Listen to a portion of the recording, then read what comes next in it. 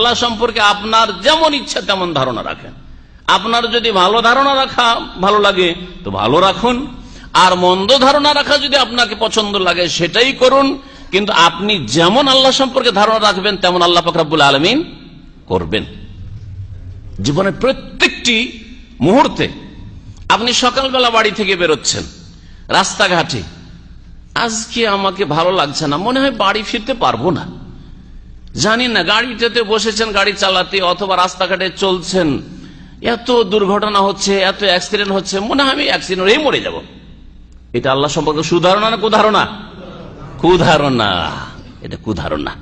আর যদি আপনি সকালবেলা বাড়ি থেকে বেরোচ্ছেন, সে নিজে ড্রাইভিং করেন অথবা আপনি রাস্তাঘাটে চলেন, আল্লাহ পাক রব্বুল আলামিনের নাম নিয়ে ফজরের নামাজ পড়েছি, নেকি দিয়ে আমার দিন শুরু করেছি, নেকি দিয়ে আমি আমার দিন শেষ করি, ফজরের নামাজ দিয়ে আমি শুরু করেছি, আমার দিন শুরু করেছি, আর এশার নামাজ পড়ে আমি নেকির অবস্থায় আমি আমার দিন শেষ করেছি।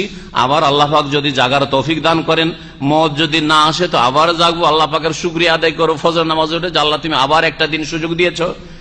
এইরকম জিন্দগি কাটিয়ে আল্লাহর কাছে সুধারণা রাখছেন যে আল্লাহর রাস্তায় রুজি তলাশের জন্য বেরিয়েছি, আল্লাহ আমার জন্য অমঙ্গল করবেন না, আল্লাহ আমার হেফাজত করবেন। আমি আমার স্ত্রীকে ছেড়ে এসেছি বাংলাদেশে, আমার ছেলে মেয়েকে ছেড়ে এসেছি অনেক দূরে, আল্লাহ পাক তাদেরকে অসহায় ছেড়ে দেবেন না, তাদের হেফাজতকারী আল্লাহ পাক রব্বুল আলামিন। এটা সুধারণা কিনা?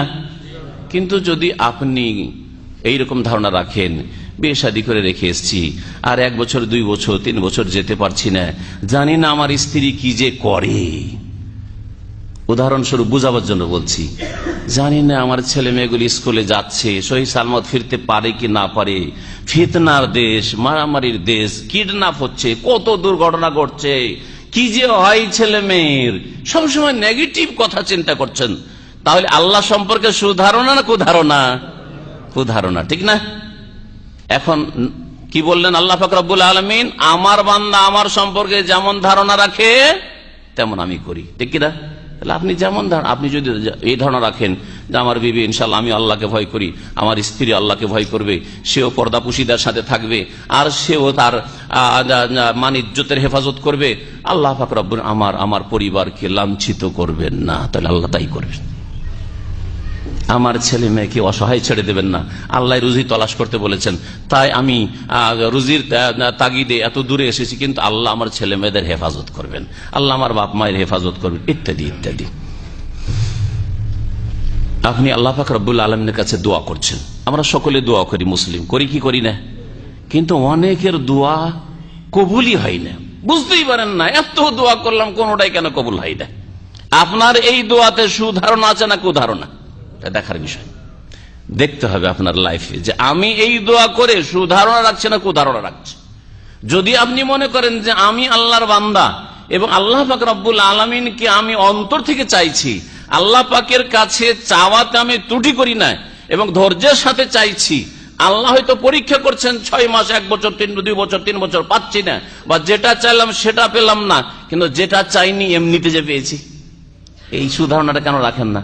অনেক সময় দেখা যায় যে আপনি আসতে চেয়েছিলেন, ধরেন দুবাই আসতে চেয়েছিলেন, ঠিক আছে, ভালো একটা বেতনে, অথবা আপনি অনেকে আজকাল সিলেটি ভাইরা আমাকে বলেন যে সিলেটি লোকেদেরকে যদি বলা হয় যে, আবার ওরা ওইটাকে আমার নেগেটিভ না চিন্তা করে, যদি বলা হয় যে অমুক কোথায় থাকে, মিডল ইস্টে থাকে, মানে এই আরব কান্ট্রিগুলিতে থাকে, তো ওদের মন উঠে না, কেন সব লন্ডনী পার্টি।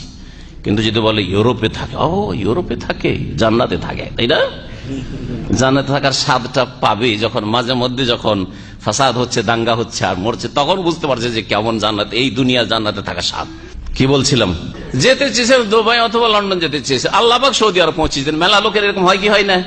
অনেকের হয়েছে, এসে বলেছে যে শেখ আমার তো ইচ্ছা ছিল যে আমি তো লন্ডন যাবো বা কানাডা যাবো, কিন্তু আল্লাহ পাক সৌদি আরব পৌঁছে দিচ্ছেন, ঠিক কিনা? আল্লাহ সম্পর্কে সুধারণা রাখবেন যে আল্লাহ পাক রব্বুল আলামিন সব সময় যেটা হচ্ছে, আমি যেটা চেয়েছিলাম সেটা তো আমার হয়তো কল্যাণ নেই, ওখানে গেলে আমি ঈমান হারিয়ে দিতাম, চরিত্র নষ্ট করে ফেলতাম, আমি মদে ডুবে যেতাম, আমি ব্যভিচারে ডুবে যেতাম, আমার দুনিয়া আখিরাত সব ধ্বংস হয়ে যেত। আল্লাহ পাক রব্বুল আমাকে বরকতের জিন্দেগি দান করেছেন, ঠিক না? অনেক বড় স্যালারি ছুটে গেছে। আর একটা উদাহরণ দিচ্ছি, বড় অঙ্কের স্যালারি একটা চাকরি অন্য দেশে ছিল, অফার ছিল, কিন্তু সেটা ছুটে গেছে। সৌদি আরব এসেছেন, সৌদি আরব আসার পরে আপনি এখানে সহি আকীদা পেয়েছেন, রাসূলের সুন্নতি তরিকা পেয়েছেন, ইসলামী সেন্টারে শিখার সুযোগ পেয়েছেন, ফাঁকে ফাঁকে আপনি ডিউটির, এই সুযোগটা পৃথিবীর কোন দেশে নেই। এই সুযোগটা পৃথিবীর কোন দেশে নেই। এখানে আমাদেরকে বা আমাদের মতো যেসব দিনী ভাইরা 200-র বেশি বাংলা দায়ী সৌদি আরবের বিভিন্ন শহরে রয়েছে। যে কোনো শহরে থাকেন না কেন, ভালো একজন আলেম মদিনা পাস এবং ভালো এলেম রাখে, যে কোনো শহরে পাচ্ছেন। অন্য দেশে কুয়েতি অথবা দুবাই মুসলিম দেশ, তারপরেও আর অন্য দেশে গেলে তো কি অবস্থা। জি, এসব দেশে গেলে লোকেরা 500 কিলোমিটার, 700 কিলোমিটার, 1000 কিলোমিটার দূর থেকে ছুটে আসে, কারণ ভালো কোন আলেম পায় না যে তার কাছ থেকে নিজের ইমানি তৃষ্ণা মিটাবো, দিনের কথা জানবো। তাহলে আপনি কত বড় নিয়ামতে আছেন। অনেক টাকার একটা অফার ছিল, বেতন ছিল, ছুটে গেছে, আপনি যেটা আশা করছিলেন। কিন্তু আপনাকে আল্লাহ পাক এখানে কি দিয়েছেন? এলেম দিয়েছেন, আমল দিয়েছেন, নামাজি বানিয়েছেন, আপনাকে সহি আকীদা দান করেছেন। কোনটা বড় আপনার কাছে?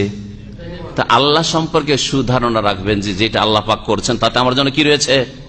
কল্যাণ রয়েছে, কল্যাণ রয়েছে। আমাদের এক ভাই দেশে গেছেন, ছিল একেবারে চরিত্র খারাপ, নামাজ তো পড়তো না, চরিত্র খারাপ ছিল, বাপ মায়ের সাথে খারাপ আচরণ করত। এখান থেকে মাশাআল্লাহ ইসলামী সেন্টারে এসে দিন শিখে আর মাশাআল্লাহ দাড়ি নিয়ে তারপরে চরিত্রবান হয়ে সই আকীদা নিয়ে দেশে গেছে। ওর মা মাশাআল্লাহ পরেজগার। মা বলছে, বাবা তোমার পয়সার দরকার নেই, পয়সা চাই না, তুমি যে চেহারাটা নিয়ে এসছো, তুমি যে ফিগারটা নিয়ে এসছো, তুমি কত খারাপ ছিল, আমার সাথে খারাপ ব্যবহার করতে, গাল দিতে, তোমার বাপের সাথে খারাপ ব্যবহার করতে, কত ভালো এসছো, আমার জন্য এটাই যথেষ্ট, আমার জন্য এটাই যথেষ্ট যে এইরকম ছেলে পেয়েছি। আল্লাহ সম্পর্কে সব সময় সুধারণা রাখবেন যে আল্লাহ যেটা করছেন তাতে কি রয়েছে? কল্যাণ রয়েছে। দোয়া করতে গিয়ে দোয়া কবুল হয় না কেন? কারণ দোয়াতে আপনার সুধারণা নেই। আল্লাহর কাছে আপনি খুশুর সাথে আর একেবারে নাছোড় বান্দা হয়ে, আমি ছাড়বো না, আল্লাহ নেবই তোমার কাছে, এইরকম ভাবে আমরা চাই না। দুনিয়ার ক্ষেত্রে আমরা মরিয়া হয়ে চাই, এর কাছে আমাকে ধার নিতেই হবে, এর কাছ থেকে এই ফায়দা আমাকে লুটতেই হবে, হাসিল করতে হবে, এই স্বার্থ আমাকে হাসিল করতেই হবে। কিন্তু আল্লাহ পাকের কাছ থেকে এই দোয়া কবুল করাতেই হবে, আল্লাহর কাছ থেকে এটা হাসিল করতে হবে, এইরকম মন মেজাজ নিয়ে, ইমান নিয়ে আর জজবা নিয়ে দোয়া করি, যার ফলে দোয়া কবুল হয় না। আল্লাহ পাক রব্বুল আলামিনের সম্পর্কে সবসময় সুধারণা রাখবেন।